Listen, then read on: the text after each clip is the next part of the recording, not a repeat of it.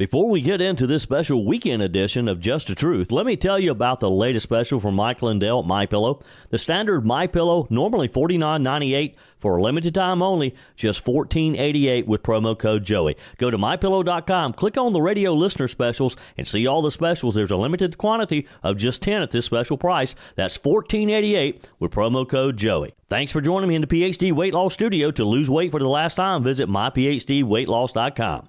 It's a big milestone for one of the Upstate's most respected law firms, McCravy, Newlon, Sturkie, and Clardy. They're celebrating 30 years of serving clients here, and they're marking the occasion with a community celebration. Plan to join us. Yours truly, I plan to be there as well. Friday, November the 14th, from 11:30 a.m. to 2 p.m. at their office, where the Fat Daddy's food truck will be on site. The event's open to the public, so come grab a bite, meet the team, and help them celebrate 3 decades of helping folks right here in the Upstate. On our guest line, a man whom you've heard many times on my show over the years, South Carolina Representative John McCravy, founder and managing partner of McCravy, Newlon, Sturkie, and Clardy. Welcome, sir. How are you? I'm good. Well, look, I got to tell you, Representative McCravy, and congratulations on 30 years, by the way, and I appreciate the invitation to join you guys, but I got to be honest, when you told me Fat Daddy's was going to be there, look, it was a no-brainer. Wherever Fat Daddy's goes, I'm going to be there. Well, man, they have great food, don't they? Yeah. They've done our Patriots barbecue every year. I love to go over there every chance I get and eat. So it's really a good. Chris Reeder does a great job over there, and we're gonna have a great time on Friday. Yeah. So we're looking forward to it. Well, and you're right. Chris does a great job, and you and I don't think we've talked since the Patriots barbecue. Thank you again for including me. I mean, that room was full that night. Do you have any idea how many people you had? Yes, so we had approximately 400. Wow. And we had that's how many plates we gave out. He quit counting after that. Yeah. So it was an amazing event. It's the most we've ever had. Wasn't it great to see all the veterans up at the front from Greenwood County? I mean, it was amazing. Yep. It just really it makes you feel good about our community. And look, let me just say thank you to you and all your team, everybody who makes that possible, because, you could really tell that the veterans and the first responders appreciated a pat on the back and letting them know that they are truly appreciated. And what I really liked was how you brought up the individual groups, from the various municipalities and the veterans groups, brought them up and you singled them out and let them know that they were appreciated. Man, it was so touching, to see all those deputies come up there, to see all the police officers and DNR and highway patrol and transport police. Those are great people. And, and then to finish it off with recognizing our veterans from every branch of service, without them, we wouldn't even have a country. So, man. Yeah. I tell you, it was great. Yeah. And to have that guy show up, the guy, he's 99 and a half years old.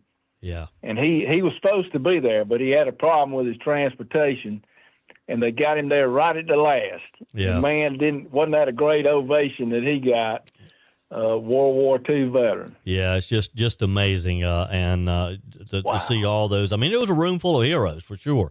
So thank you again for letting me be a part of that. And hey, look, I'm looking forward to next year already. All right. So let's think back 30 years ago, and the beginning of McCravy, Newlon, Sturkie, and Clardy, which has grown into one of the most trusted names, in the Upstate. What inspired you to open that practice? Well, I've been practicing 8 years in another law firm, and they were headed in a little bit different direction. I wanted to establish a firm that would honor the Lord, and I wanted to start something with my family, of course. And so I went out on my own, and I took, back then we called them secretaries. They weren't paralegals, but I took one secretary with me, and I found out they were going to terminate the other one that worked over there with me. So I hired her, and I said, I'm not sure we're going to make it, but I'm going to try. And that year, we held hands with my pastor, my wife, my parents, and we dedicated our office to the Lord. Wow. And so 1995, We started out with 3 employees. We now have 48 employees. We have 8 different offices, and we have a nationwide practice in many areas. So we're taking in cases right and left. We've just been blessed, and we've represented. I think I saw where we've represented approximately 17,000 clients now. Wow! Over the years. Wow, that's amazing. And over those 30 years, Yeah. and so it's just been an amazing thing the Lord has blessed us with. Yeah. But I remember that I still got a little newspaper clipping from opening the office at that time. Man, it was a tender time. Yeah. Representative John McCravy is my guest today, and we're talking about a big year for McCravy, Newlon, Sturkie, and Clardy. You can find out additional information at McCravyLaw.com. 30 years is a long time. The legal world and technology has changed a lot since then.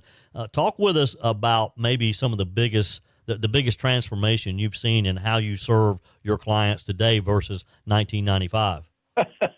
Well, the big debate around the early 1990s was whether you would buy a fax machine or not. So they had just come out, and I remember a debate right before I left the other law firm. There was a big argument about whether or not we could afford a fax machine and what good was it. And so that's where we've come from. I remember when I first started practicing law, people were still typing on typewriters. Yeah. And the computer had just come into play as I was starting off practicing law. I'll never forget when we got laser printers finally in the office. The office seemed so quiet because all we had was those clackety-clack printers. Oh, yeah. And in the law office, it's kind of like a newspaper office used to be. It's just clack, clack, clack all the time. And when we got those laser printers, everything went quiet. We were just amazed. I remember that too. Yeah. So we've come a long way. We got the internet about the same time I started this practice. We started this practice in 1995. So, that was the infancy of the internet. And we had no idea how it would turn out like it is today. I mean, everything we do is on case management software, the latest stuff. It's just it's incredible. We have client portals now we're using. Our clients can just like a medical office, they can log in on their portal and see what's going on in their case 24/7. Yeah. They can leave messages on there. We correspond that way. I mean, a lot has changed over the years. Yeah, it has changed. And I'm sitting here just kind of thinking back about my first introduction to email, and I mean, in that case, it was my first account was with AOL, and it was a dial-up. So you literally you logged in, you heard that funny noise over the modem, you sent some emails, and then you went and had dinner, and maybe they went through by the time you finished dinner, but a lot has changed. That's right. Yeah. One of the things, and just kind of looking back, and I've read various things and talked to you many times over the years, your firm has always emphasized community, and this anniversary is a celebration that's open to the public. Why is it important to you and your partners at McCravy, Newlon, Sturkie, and Clardy to make this a community event instead of maybe just having a big private party somewhere? Well, our clients and the public are what has made our law firm, and we want to give back every chance we get. We want to let them celebrate with us. I'm sure we'll have clients there. We'll have people from the community. I was talking to our Veterans Affairs person, Rosalind, here in Greenwood, and she's going to try to come. There is a little veterans event at 11 I'm going to try to go to and then get back over here before 12. And she said, I'm going to bring the veterans. I said, bring them on. So we're going to have a good time, and that's part of it. We want the community to share in that good time. Representative John McCravy is my guest, and look, we'd love for any of you to come join us. It's next Friday, November the 14th, starting at 11:30 a.m. through 2 o'clock. And again, like I said, Fat Daddy's Food Truck is going to be there. Representative McCravy, tell everyone the easiest way to find you. Well, McCravyLaw.com is really the easiest way to connect with our law firm. to find us in Greenwood is pretty easy. You just go down the bypass, and we're between Zaxby's and Applebee's. So if you see either one of those, you found us, and we've got a big sign in between those two. Yeah. So we're on the bypass between Zaxby's and Applebee's. And of course, that's in Greenwood, right between Zaxby's and Applebee's on the bypass there in Greenwood. You built a strong team there. You mentioned that as when you got started. What makes your team there, your staff and your partners, so special to work alongside? Well, they're all like family. We're like one big family here. When we hire somebody, and we've hired a lot lately, but we've had to, but we tell them, I tell them when they come in, you're not just coming to work for a firm, you're coming to join a family. And they immediately understand that when they get here, because everybody treats them well. We all look out for each other. We have each other's best interest in mind, just like a good family would. We have devotions on Mondays now at 11 o'clock where our whole entire firm gets together, everybody locally here in Greenwood, but also every other office that we have, they Zoom in on that. And we just have a great time of fellowship. All of us, want to be a good witness to our clients by how we treat them. We also want to make sure that we do an excellent job. I'm biased, but I think we're the best law firm in the state. And I think we treat our clients the best of anybody in the world. And our clients will tell you that. You can look at our reviews and you'll see good reviews. But it's like working at a family. Yeah. Working with your family. Yeah. And we love each other with a Christian love, and we try to love our clients the same way. Yeah. South Carolina Representative John McCravy, founder and managing partner of McCravy, Newlon, Sturkie, and Clardy, is joining me today. Let's talk a bit about the practice. You do a lot of different things: personal injury, workers' compensation, wrongful death, Social Security, disability. How does one know when it's time to call an attorney and to get an attorney involved? Well, the people we represent have a problem that is tough to solve. And, if you become unable to work and you haven't retired yet, that's why you've been paying in to the Social Security system all these years. You probably paid in out of your check. They deducted that from your check, so you would have disability when it came, if you're one of the people that can't make it. So it should be there for you. Unfortunately, 80% of people are denied by the Social Security office when they apply. And so we actually had a win rate last year approaching 80%. So we take those cases that have been denied. We also make applications for people as well. And sometimes it matters what you put on that application. So we have a tremendous practice in Social Security now. Our population is aged, and so we have a lot more clients than ever before. And we're taking those in from all over the nation, really. I mean, we've even got a case in Hawaii. So that's getting out there. But it's no problem. We do them virtually now. Just about all Social Security hearings now are done by phone anyway. So we're not restricted in where we can practice Social Security. We do a lot of workers' compensation in South Carolina. We always have. I know this is one of my favorite practices from way back, and I still do it. But when people get hurt on the job, it's a very complicated system. I mean, it's unique. Our state is different than every other state, and it's a very unique opportunity and a unique thing to represent somebody in a workers' compensation claim. Our laws are very idiosyncratic in South Carolina, so they don't. You would not. It's not like an accident case or a wreck case where you go to court or you go to mediation and you ask for damages and you're trying to be put back in a position you were before you got hurt. It's a little bit different. Yeah. There's special rules. They're very complicated. So I've been blessed to represent a lot of people in workers' comp over the years. And, we also handle negligence cases of all kinds. Yeah. And that kind of gets back to what you were talking about earlier, because technology allows you to do that now, whereas back in 1995, it was a little bit more difficult to be representing someone in Hawaii. Yeah, they didn't even have the capability of doing that Yeah. back then. We used to go to in-person hearings back then all the time. They were in person here in Greenwood, in Spartanburg, in Anderson. And, that's what we used to do, Columbia. But now it's a completely different practice. It's more virtual. We get a better result virtually, believe it or not. Yeah. And so we do the statistics. We keep up with the win rates and all that. So it's a very thriving practice now, and things have changed. Yeah. Things have changed, like you said. Yep.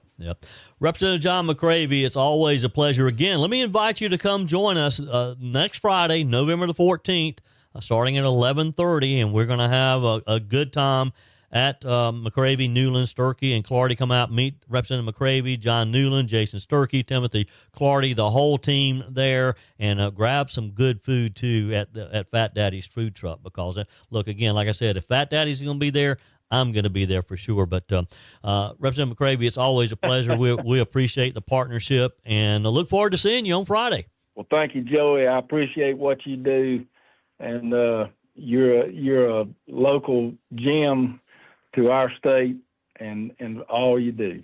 Your comments are welcome on the Furman Ford text line, 864-477-JOEY. That's 864-477-5639. Email's always welcome, joey@joeyhudson.com.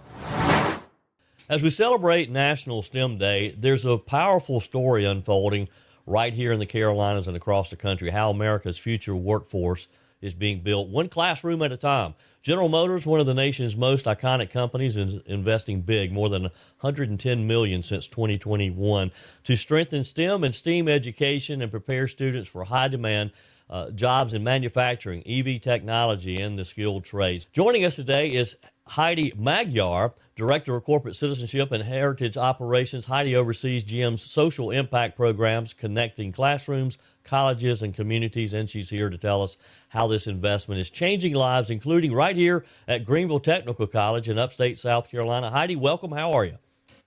Thank you. Thanks for having us. Yeah, it's an exciting time right now celebrating STEM Day, science, technology, engineering, and math. And we like to say STEAM because we like to apply the A for arts, because there's so many arts careers that are connected into the work that we do when you think about designing and you think about sound, claymation, all of that into our science program, especially for our careers. But yeah, we're excited to be partnering with Greenville Technical School this year.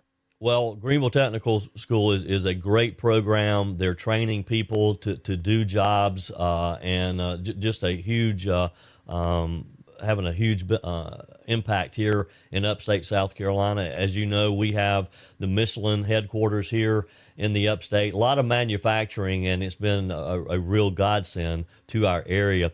Let's talk about National STEM Day and all about the sparking curiosity, I guess, among these young people early. Talk with us about your programs. Yeah, so we really focus on, we see a need, especially in the early K through 12th grade, where there's so much competition and so much learning for students happening.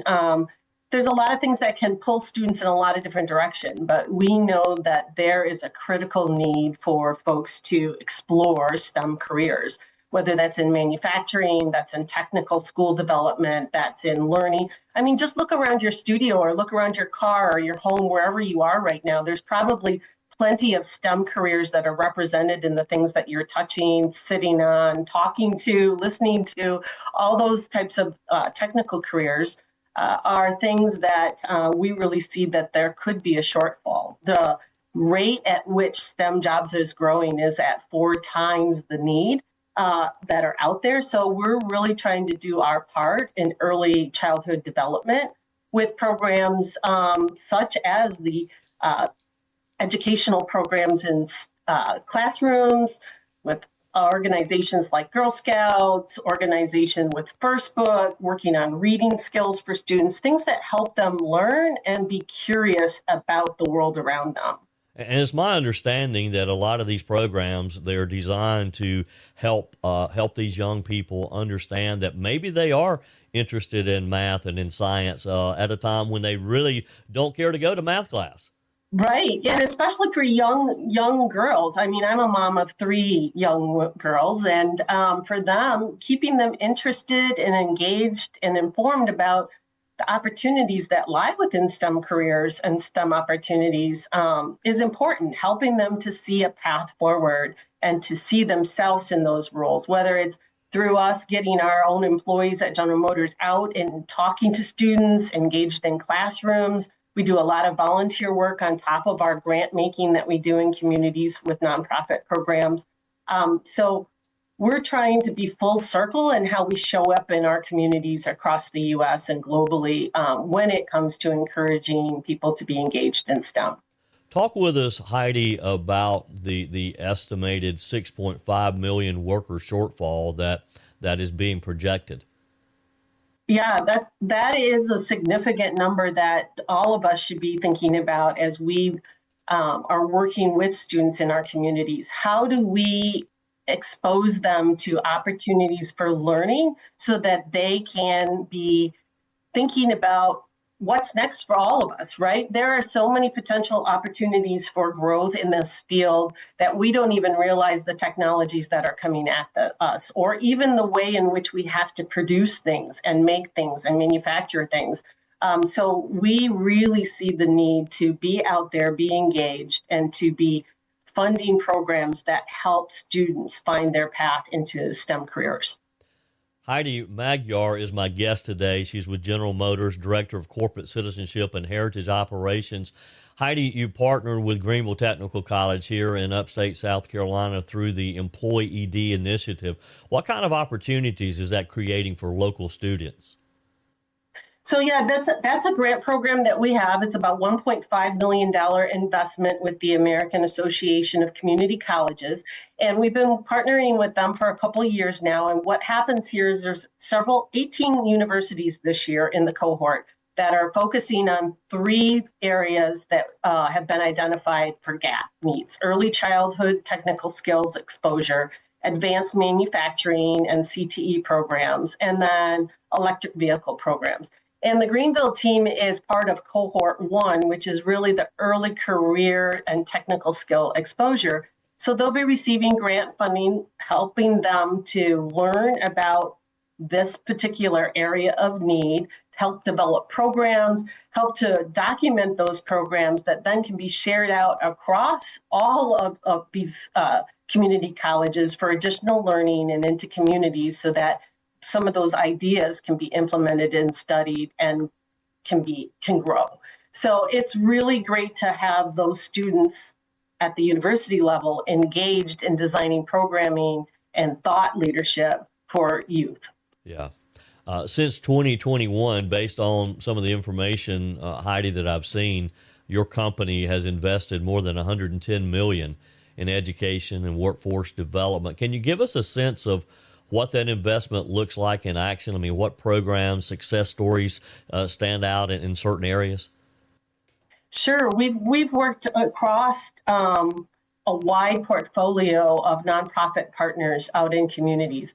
For example, we can talk about working with Girl Scouts. We worked very closely with them to develop some technical badges that have helped them reach into young women to help engage them and encourage them to stay engaged in STEM activities and learning along the way.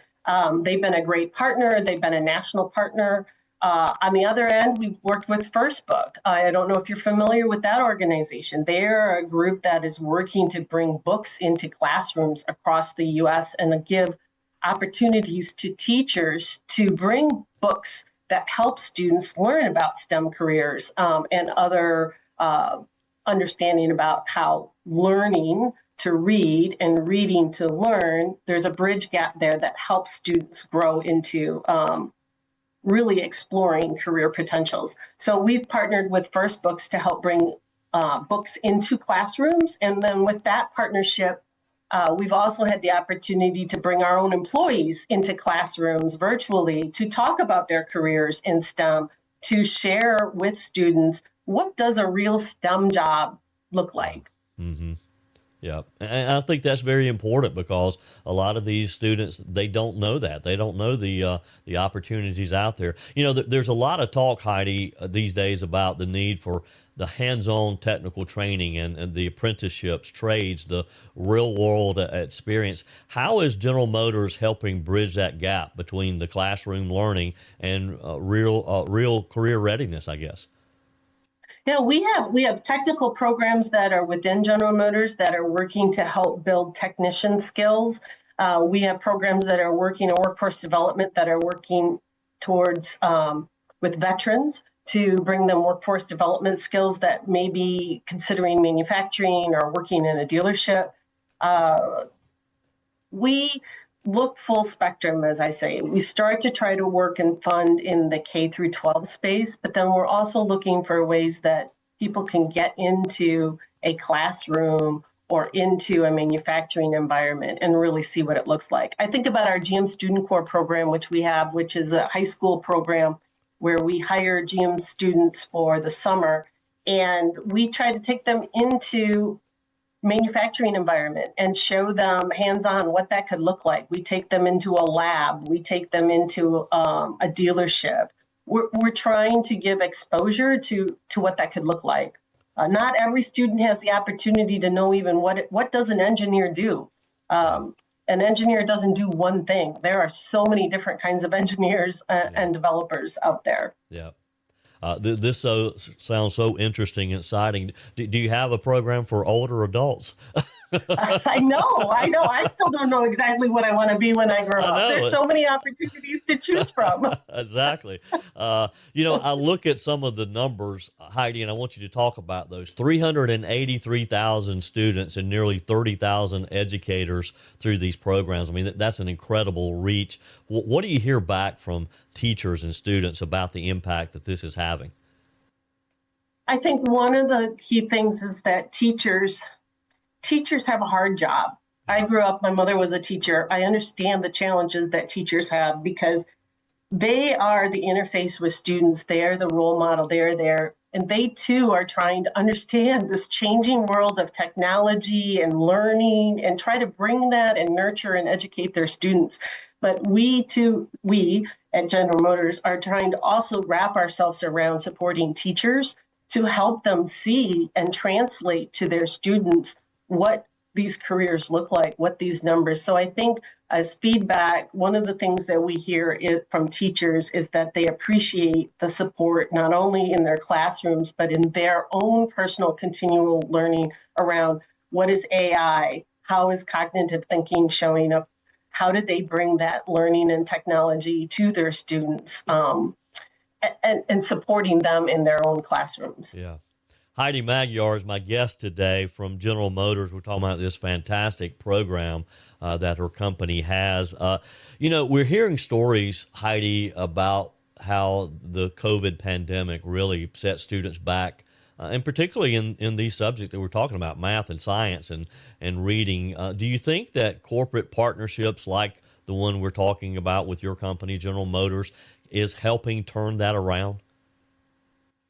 I think that all of us coming together in these areas, our students, our teachers, our whole communities were impacted by COVID. And I think that as good corporate citizens and as members of the community, we have a responsibility to be engaged and to give back into those communities in which we live and work. And I think the numbers that are out there are numbers that are real and that we have to show up. And for us, that means cars and communities coming together the best way that we can to try to deliver on support for those that are in need. Yeah. Let's look ahead, Heidi. What do you see coming up next for GM's Employee ED initiative and your broader STEM efforts? I mean, how can communities, parents, even local businesses join in this mission? I think that there is no stronger way than just getting engaged. We tell that to our employees: learn, educate yourself, give of your time. Giving of your time is one of the most valuable things that anybody can do, in my own personal opinion. But as a company, we try to put all of our giving together and for a stronger result, for some measurable result. We try to put our time, our talent, our dollars together to try to make that difference. So get out there, understand the need, and giving back has such benefits not only for yourself personally, but for the community as well. Yeah. Heidi, thank you for your time. Thanks for what General Motors is doing. And I have to tell you, I'm a proud driver of a Chevy Silverado, one of my favorite vehicles. That's awesome. I'm a truck person through and through, so I love to hear that. Yeah, there you go. Well, thank you for your time, and thanks for what you're doing. You're welcome. Have a great day. You too.